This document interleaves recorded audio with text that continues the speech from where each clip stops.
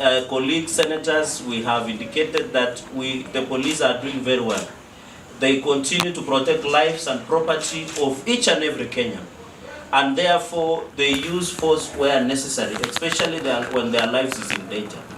There are many structures that are in place that can be used at any given point to ensure such grievances are. But what you observe as Kenyans, you can see how can you handle people who are throwing stones at police and rocks and firing live bullets. We ask the police to continue arresting any person who wants to disrupt the peace of the country. Secondly, is that we are also taking keen interest. Our colleagues have indicated that the ICC should take a keen interest. The instigators of violence are known, and chaos in the country and lawlessness and anarchy. It is Raila Odinga and Uhuru Kenyatta who are sponsoring all these chaos in the country. You have had the president that we will protect the country against economic saboteurs, lawlessness, anarchy, and violence against innocent Kenyans. We also appeal to ICC, and we are documenting all these instances that has been sponsored by opposition leaders against ordinary Kenyans who are peace-loving Kenyans. Their lives have been disrupted. This is no longer about Article 37. These are acts of criminality. These are acts of terror.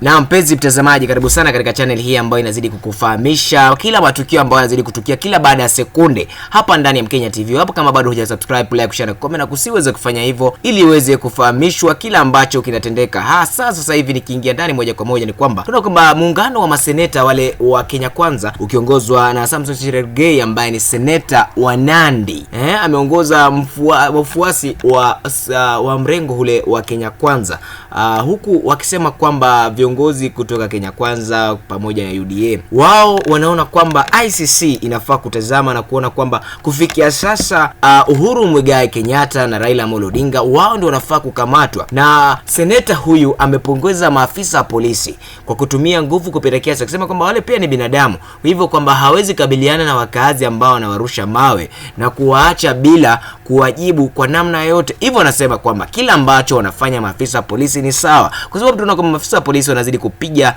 na kuwaumiza wakazi wengi, na wengine tunaona kwamba wengi wameuawa, wengine wapigwa majeraha ya risasi, na wengine ambao wengi wao ambao wameuawa, wengi wao ambao wamepigwa risasi ni watu ambao walikuwa katika shughuli zao, wengine huku wakiweza kunyongwa kupitia moshi ule wa vitoa machozi.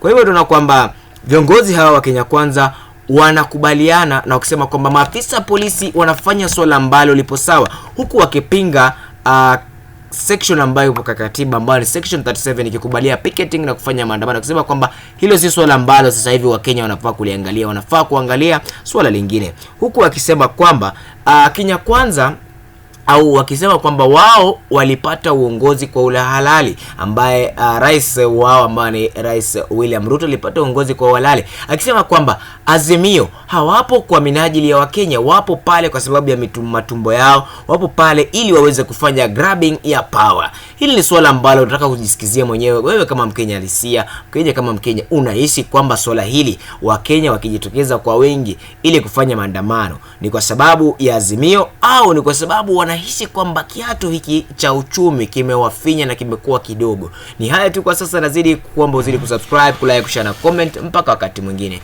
kwaheri. Kenyans who are going around their businesses.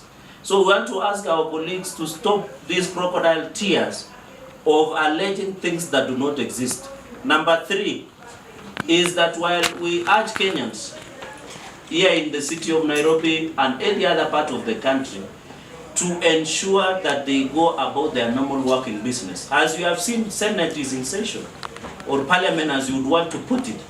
So we want to ask Kenyans to continue with what they are supposed to be doing and put in place and serve the country wherever they are. The 4th point that we want to make is that while we appreciate that there were concerns that have been expressed, these people, it's no longer about the welfare of Kenyans. They want to do power grabbing.